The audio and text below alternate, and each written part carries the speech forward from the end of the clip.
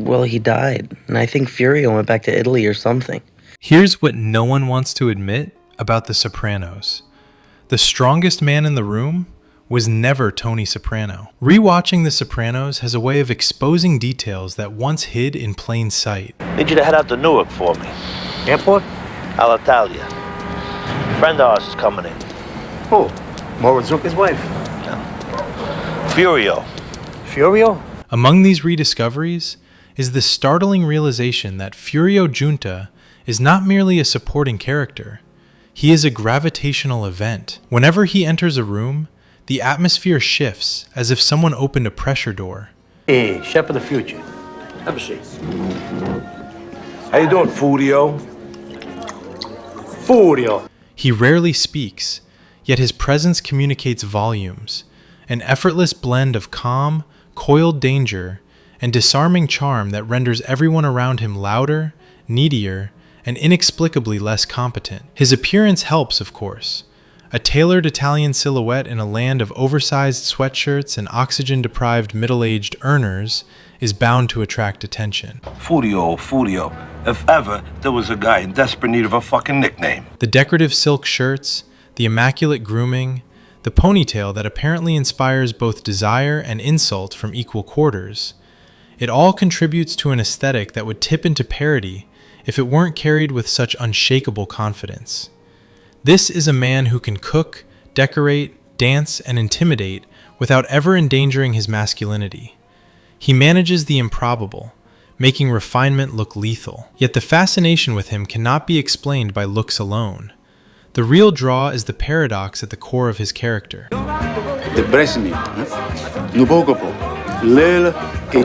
He is one of the few figures in the ensemble who appears genuinely wholesome, someone who dreams not of corner stores or card games, but of growing olives under a southern Italian sun. The north of Italy always have the money and the power. I hate the north. Jesus, take it easy. I'm gonna take action here. And simultaneously, he is a remorseless enforcer who will pulverize anyone, including women, without a second thought. The show never reconciles these halves, and wisely so. The tension is precisely what makes him compelling. Contrast him with the American mobsters surrounding him, and the thematic machinery becomes clearer.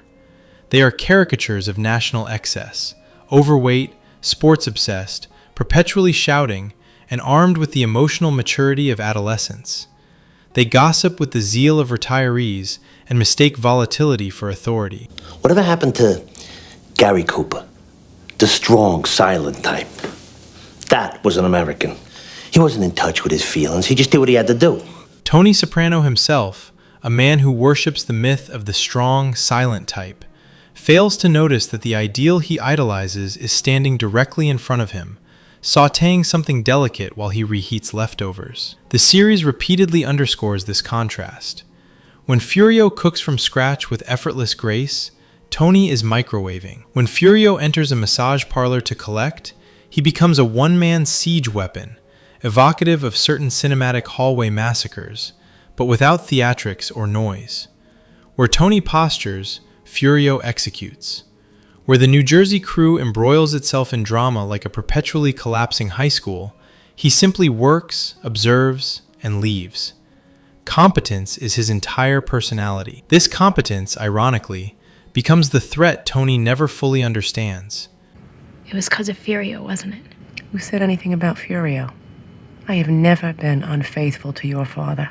Furio is the one man who could have taken Carmela from him, not through manipulation, but through being exactly what Tony claims to admire in men. The notorious moment when Carmela instinctively adjusts her hair before he even arrives illustrates everything. His influence extends beyond physical proximity.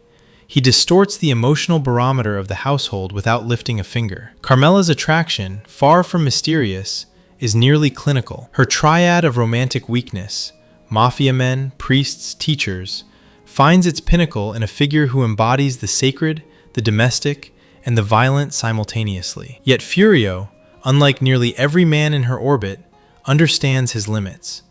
He refuses the fantasy that proximity to her offers. The only way to be with her, he is told, is to kill Tony. It's like one of my key guys disappeared to Naples, for Christ's sakes. Well, he died, and I think Furio went back to Italy or something. He chooses instead the only rational path available. He leaves. It is the single mature act in a world devoid of them. Imagine the alternative: a doomed liaison ending with his head on a platter and Carmela exactly where she started, albeit with one fewer Italian from Italy to pine over. His escape is not cowardice, it is wisdom. In the hierarchy of the show's intelligence quotient, Furio sits near the top. He understands not only the job, but the consequences of indulging in the emotional turbulence surrounding him. In a world where most men mistake self-destruction for masculinity, he opts for survival. Furio, come by. He's already 40 minutes late. I'm not home now. Leave a message. His absence reveals how anomalous he truly was. Most real mob figures, the commentary suggests, resemble Paulie far more than Furio. Petty, brash, habitually counterproductive. The aura that makes audiences react with inappropriate enthusiasm is precisely the thing lacking in reality, hence the fixation. Characters like Furio are compelling not because they exist, but because they almost certainly do not. They represent a distilled, impossible archetype. Competence without ego, brutality without chaos, tenderness without weakness. Even the debate around his attractiveness underscores this point. Some insist that his appeal is contextual, that it arises only because he stands among a lineup of sagging, wheezing American gangsters. Others point to the intangible, the presence, the certainty, the quiet confidence that makes otherwise ordinary features magnetic. The argument misses the point. Physical beauty is incidental. What draws attention is the rare combination of danger and restraint, the promise of violence wrapped in self-discipline. In the end, the character functions as both critique and contrast. He is the man Tony imagines himself to be, the man Carmela glimpses in her fantasies, and the reminder that competence, true competence, is incompatible with the dysfunction that defines their world. He is the strong, silent type the show mourns, born into violence, shaped by it, yet not consumed by the American impulse to drown in excess. He arrives, transforms the atmosphere, complicates the domestic ecosystem, and exits before the rot can claim him. The result is a character whose presence lingers long after he is gone, not because he is the loudest or the most dramatic or the most violent, but because he is the rare figure who makes everyone else appear exactly as small as they are. No theatrics, just analysis. Subscribe.